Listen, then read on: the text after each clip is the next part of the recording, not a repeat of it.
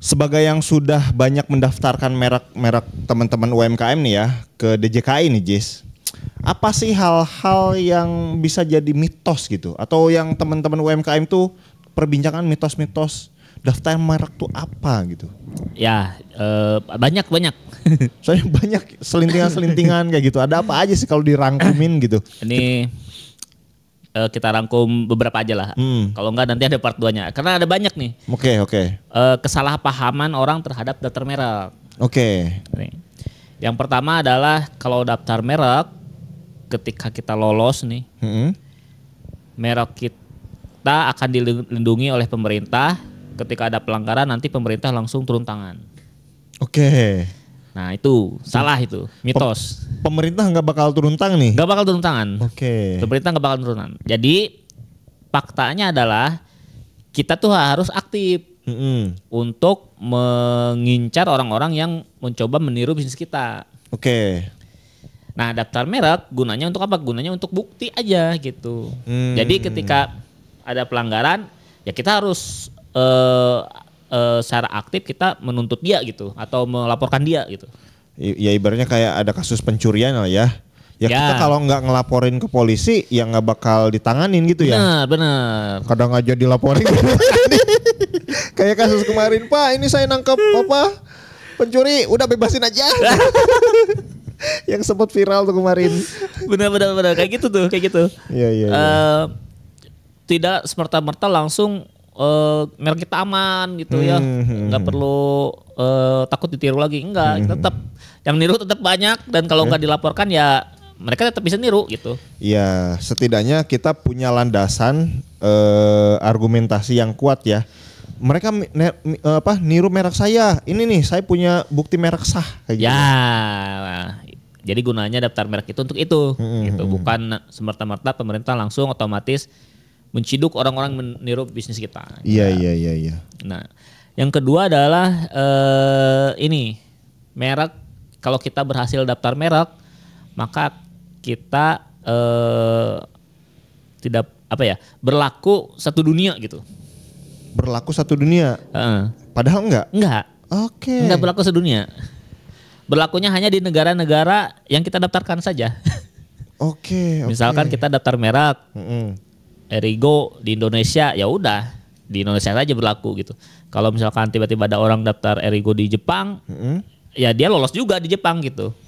Dengan kelas yang sama dengan? Iya, dengan kelas yang sama, produk yang sama. Oh gitu ya? Benar. Sehingga kalau pengen daftar merek dilindungi sedunia, ya kita harus daftar merek di seluruh dunia juga. Kalau dengan merek-merek yang terkenal Jis gimana? Kan kadang kita langsung kayak ditolak tuh gara-gara kita mendaftarkan nama merek yang mirip kan sama tuh tapi yang merek yang itu yang dari luar negeri udah terkenal banget itu ada aturannya itu. Jadi kita tidak boleh menggunakan sesuatu nama yang populer di masyarakat. Nah misalkan KFC. KFC kan udah terkenal lah ya, sekarang bahkan di kota-kota kecil juga ada KFC misalkan. Orang-orang tahu KFC nih. Meskipun KFC tidak daftar merek di Indonesia, tapi DJKI bakal nolak kalau ada orang yang mendaftarkan KFC. Oke. Karena wah ini ada etikat tidak baik nih si DJKI tahu konteks di sini. Kalau di sini dia ngerasa wah ini KFC itu brand yang udah terkenal banget gitu. Udah brand internasional ya. Udah populer di masyarakat sehingga kalau kita daftarin KFC di produk ayam goreng itu akan ditolak. Meskipun si KFC aslinya tuh nggak daftar merek. Iya.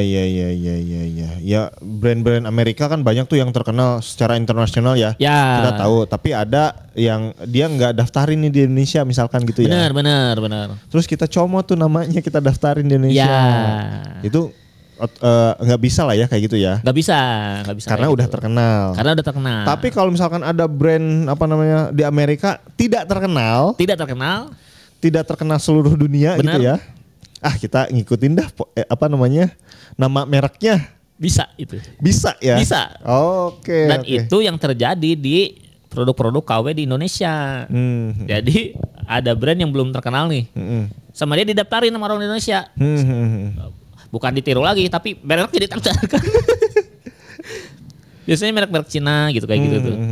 Terus brand-brand yang kayaknya kemudian akan naik nih tapi belum ada di Indonesia gitu. Didaftarin sama dia gitu. Iya. Kayak itu aja Onitsuka Tiger.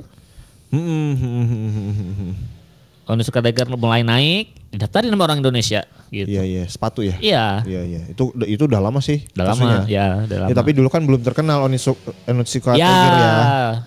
Akhirnya sama orang Indonesia, wah ada peluang nih didaftarin. Dan lolos gitu ya. Lolos. Bahkan sampai sekarang juga masih itu. Masih. Saya juga sering nemu tuh orang klien orang Indonesia masih daftarin ini katanya. Pas saya searching lah ini merek Cina ya masih ya katanya. Ya saya mau daftarin katanya. Oke, ya itu ya kedua ya. Nah itu yang kedua. Nah yang ketiga ini adalah kalau misalkan merek kita sama dengan orang, tinggal ditambah kata aja, satu kata misalkan. Atau ditambah ganti huruf misalkan. Itu akan jadi lolos. Nah enggak seperti itu. Enggak. Meskipun udah ditambah kata, ya, diubah satu huruf, ya, otomatis lolos itu enggak seperti itu ya. Enggak. Oke. Tetap bisa ditolak. Biasanya tuh yang kayak gini tuh banyak ya? Wah banyak banget. Jadi ketika kita bilang Mas misalkan ini mereknya udah ada nih, ya udah tambahin aja satu kata katanya di belakangnya Mas, terserah apa aja lah, ya tetap ditolak. Contoh misalkan kan KFC pakai C ya, kita ubah jadi KFXI, KFC misalnya gitu ya. Ya bisa gitu juga, kena tolak juga. Bisa kena tolak juga ya. Biasanya sih misalkan ada Zanana misalkan. Oh yaudah kita tambahin aja lah Zanana Crispy misalkan. Biasanya gitu Zanana jadi Zanana Snack misalkan. Tambahin aja belakangnya.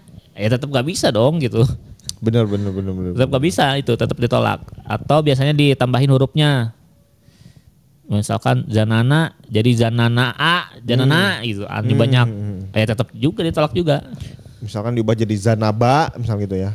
Ya Zanaba misalkan. Kadang ada juga yang kayak gitu tuh. Ada modifikasi dikit gitu ya. Nah itu sangat banyak tuh kesalahpahaman di masyarakat itu gitu. Nah yang keempat nih. Banyak juga yang beranggapan bahwa daftar merek itu nanti aja kalau bisnisnya udah gede. Oke. Padahal mah dari kecil juga itu lebih semakin bagus ya. Semakin bagus. Orang-orang beranggapan nanti aja lah kalau udah besar, kalau bisnisnya udah maju baru kita daftarkan. Nggak tahu alasannya apa gitu ya. Padahal sebenarnya ketika kita jadi UMKM justru paling mudah ditiru. Jadi orang niru bisnis kita tuh ketika kita masih kecil. Kalau udah besar mah ketika niru kalah lah yang meniru. Iya. Ya kan? Iya. Misalkan kayak Eiger aja. Eiger kan sekarang udah terkenal banget nih. Kita coba daftarkan ke DJKI merek Eiger juga ya pasti ditolak gitu. Karena udah terkenal gitu. Iya.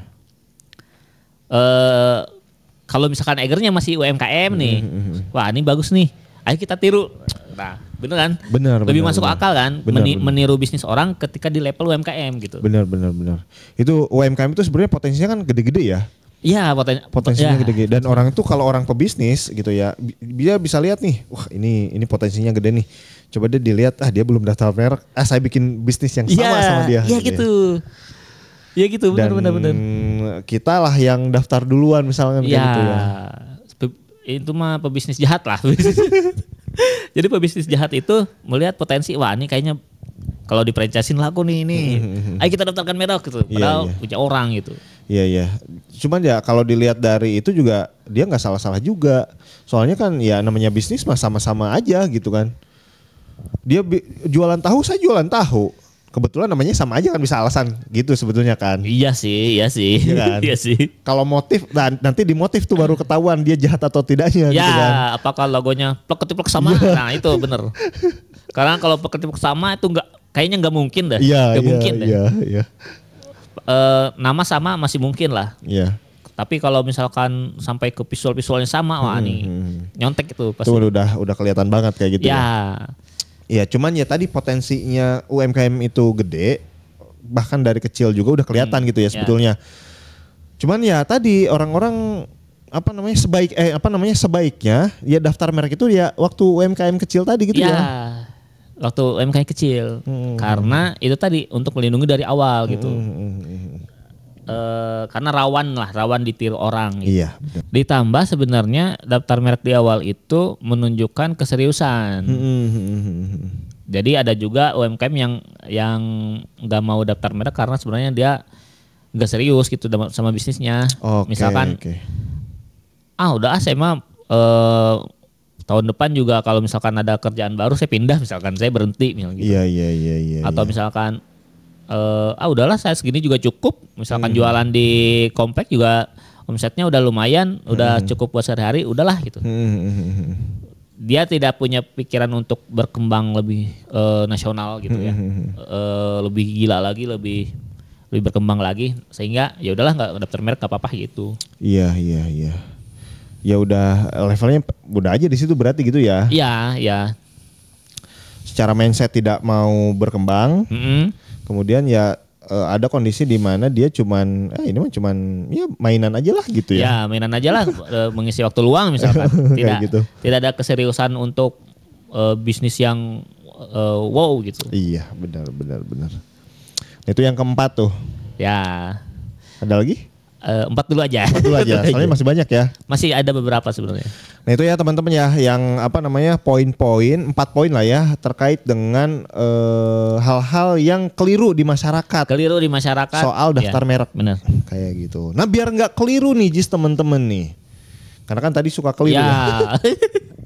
Biar gak keliru lagi teman-teman silakan daftar mereknya lewat Kebun Desain aja ya. Karena di Kebun Desain ini kita udah meloloskan banyak banget merek ya. Dan buat teman-teman yang mau order jasa daftar merek silakan hubungi ke WA yang tertera di layar atau di deskripsi juga ada. Selain itu kita juga menyediakan jasa desain logo, desain kemasan, desain produk dan lain-lain. Sama silakan langsung WA aja ke nomor yang di layar. Nah itu ya teman-teman ya. Oke mudah banget tinggal WA aja. Oke thank you, sampai jumpa di video kita selanjutnya. Bye bye.